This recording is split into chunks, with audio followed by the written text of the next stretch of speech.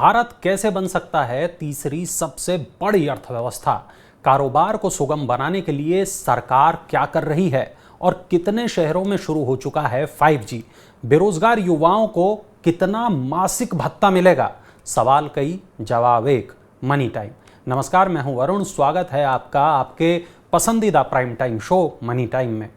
प्रधानमंत्री नरेंद्र मोदी ने कहा है कि भारत को दुनिया की तीसरी सबसे बड़ी अर्थव्यवस्था बनाने के लिए युवाओं को कुशल बनाना जरूरी है। देश में पैदा हो रहे नए अवसरों के लिए बड़े पैमाने पर कुशल श्रम शक्ति की जरूरत है। भारत अपने युवाओं को कुशल बनाकर ही दुनिया की तीसरी बड़ी अर्थव्यवस्था बनने का लक्ष्य हासिल कर सकता है। भारत इस समय दुनिया की 5वीं बड़ी अर्थव्यवस्था है। गुजरात में पिछले कुछ साल में रोजगार विभाग के जरिए करीब 18 लाख युवाओं को रोजगार मिला है। राज्य सरकार ने पिछले 5 साल में करीब 1.5 लाख सरकारी नौकरियां दी हैं। चलिए रुक करते हैं अगली खबर का। सरकार देश के रिटेल सेक्टर की वृद्धि के लिए एक राष्ट्रीय रिटेल व्यापार और ई-कॉमर्स पॉलिसी लाने पर काम कर रही है।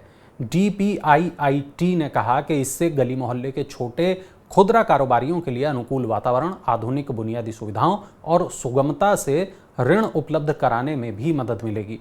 DPIIT ऑनलाइन रिटेल विक्रेताओं के लिए ई-कॉमर्स नीति लाने पर भी काम कर रहा है। इसके अलावा विभाग सभी रिटेल व्यापारियों के लिए बीमा योजना भी तैयार कर रहा है। भारतीय रिटेल बाजार दुनिया में बहुत तेजी से बढ़ रहा है। इसके 2032 तक 2000 अरब डॉलर का आंकड़ा छूने का अनुमान है।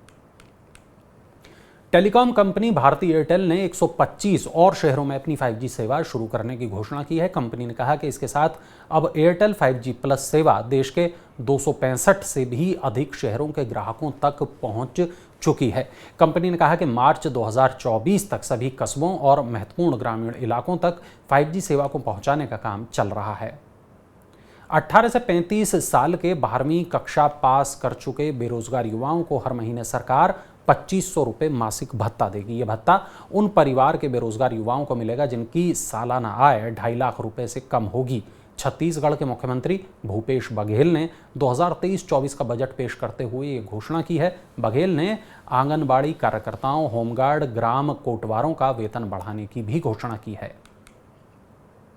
केंद्र सरकार ने साबुत अरहर दाल पर लगे 10% सीमा शुल्क को हटा दिया है। सरकार ने यह कदम अरहर दाल की बढ़ती कीमतों पर रोक लगाने के लिए उठाया है। CBIC ने कहा कि तुअर साबुत दाल पर अब कोई सीमा शुल्क नहीं लगेगा।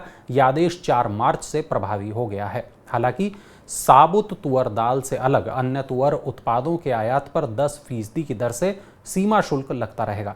देश भर में तुअर दाल के कम उत्पादन की आशंका के बीच साबुत तुअर दाल पर से सीमा शुल्क हटाने का फैसला किया गया है।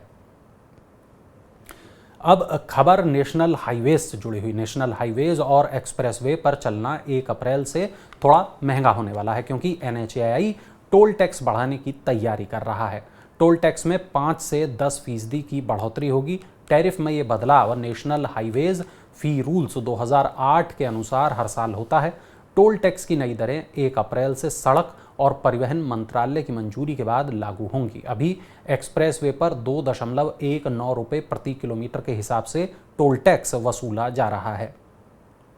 सार्वजनिक क्षेत्र के बैंक ऑफ बड़ौदा ने होली पर अपने ग्राहकों को बड़ी खुशखबरी दी है। बैंक ने होम लोन की ब्याज दर घटाने और प्रोसेसिंग फीस पर छूट देने की घोषणा की है। बैंक ऑफ बड़ौदा ने होम लोन पर ब्याज की दर को 0.40% घटाकर 8.5% कर दिया है। इसके अलावा बैंक ने होम लोन प्रोसेसिंग फीस में छूट देने का ऐलान भी किया है। इतना ही नहीं, बैंक ने MSME लोन पर भी ब्याज दर कम कर दिया है। सॉवरेन गोल्ड बॉन्ड स्कीम 2022-23 की चौथी सीरीज सब्सक्रिप्शन के लिए ओपन हो गई है। ये स्कीम 5 दिन तक सब्सक्रिप्शन के लिए ओपन रहेगी। RBI ने गोल्ड बॉन्ड की इस सीरीज के लिए 5,611 रुपये प्रति ग्राम की कीमत तय की है। इस बॉन्ड के लिए ऑनलाइन अप्लाई करने वालों और डिजिटल पेमेंट करने वालों को प्रति ग्राम पर 50 रुपये का डिस्काउंट दिया जाएगा। गोल्ड बॉन्ड को सभी कमर्शियल बैंकों, stock holding corporation of India limited, निर्दिष्ट पोस्ट ऑफिस, NSE और BSE के जरिए खरीदा जा सकता है। भारत की प्रति व्यक्ति आय 2014-15 के बाद बढ़कर दोगुनी हो गई है। वर्तमान मूल्य पर देश की प्रति व्यक्ति आय दोगुनी होकर 1,72,000 रुपये हो गई है, जो वर्ष 2014-15 के 86,647 रुपये से करीब 99% अधिक है। अर्थशास्त्री जयति घोष ने मौजूदा मूल्य पर प्रति व्यक्ति आय दोगुना होने पर कहा कि इस दौरान की महंगाई दर के हिसाब से ये वृद्धि बहुत कम है।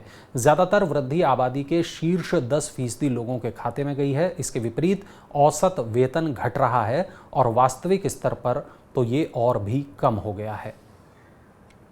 वाहन उद्योग के सामने सेमीकंडक्टर की समस्या अभी बने रहने की आशंका है। देश की सबसे बड़ी कार कंपनी मारुति सुजुकी का कहना है कि सेमीकंडक्टर की किल्लत अगली कुछ तिमाहियों तक बनी रह सकती है, जिससे कुछ खास मॉडल्स की डिलीवरी में देरी और बढ़ जाएगी। कंपनी ने कहा कि सेमीकंडक्टर की आपूर्ति अब भी एक समस्या बनी हुई है। पिछली तिमाही में सेमीकंडक्टर की वजह से 46,000 इकाइयों का कम उत्पादन हुआ था। इस तिमाही में भी कुछ मॉडल्स के लिए ये समस्या बनी हुई है।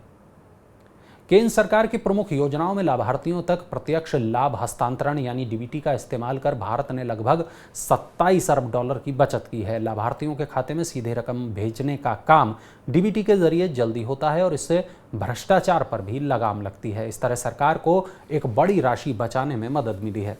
डीबीटी हस्तांतरण के सीधे और बहुत जल्दी होने से भ्रष्टाचार होने या फर्जी लाभार्थी होने की आशंका बहुत कम हुई है।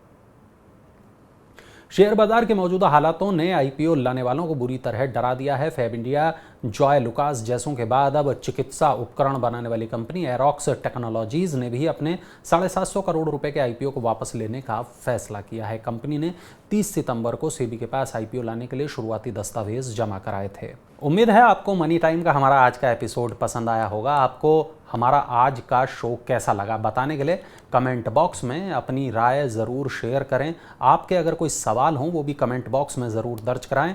आपके सुझाव, आपके सवाल हमें इस शो को और बेहतर बनाने में मदद करते हैं। अपने काम की खबरों को देखने के लिए मनी9 के मोबाइल ऐप को ज़रूर डाउनलोड कर लें। नई खबरों के साथ अब आपसे मुलाकात होगी कल। तब तक आप देखते रहिए मनी9 के तमाम अन्य प्रोग्राम। बने रहिए मनी9 के साथ।